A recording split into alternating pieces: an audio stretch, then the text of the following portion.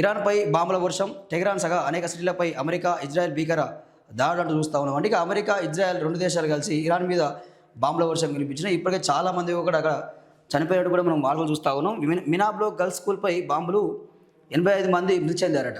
విద్యార్థులు కూడా మృతి చెందినట్టు చూస్తూ ఉన్నాం. ఇక్కడ ట్రంప్ ఏమంటా ఉన్నాడంటే అక్కడ ఉన్న మిలిటరీ బలగాలను కూడా మీరు లొంగిపోతే లొంగిపోండి, లేకపోతే మీ ప్రాణాలు తీస్తాము, మీరు లొంగిపోతే మీకు రక్షణ కల్పిస్తామని చెప్పి ట్రంప్ స్టేట్మెంట్ ఇవ్వడం మనం చూస్తూ ఉన్నాం.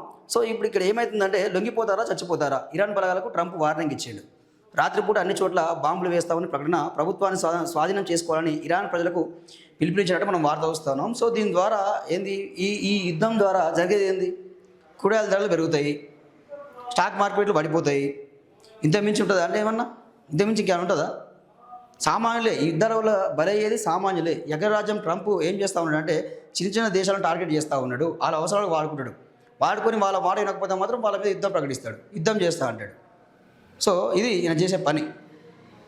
సో ఒక పక్క ఇక్కడ అమెరికా దాడులు చేస్తూ ఉంటే ఇరాన్ మీద, అక్కడ ఒక పక్క పాకిస్తాన్ అండ్ ఆఫ్ఘాన్ ఈ రెండు కూడా యుద్ధం చేసుకుంటూ ఉన్నాయి, ఒకరినొకరు కాల్చుకొని చంపుకుంటూ ఉన్నాయి. సో ఇది ఇక్కడ జరుగుతున్నది. సో ఇక పాక్ యుద్ధ విమానాన్ని కూల్చాం, పైలట్ను బంధించాం ఆఫ్ఘాన్ అంటుంది. 352 మంది తాలిబాన్లను హతమార్చాం పాక్.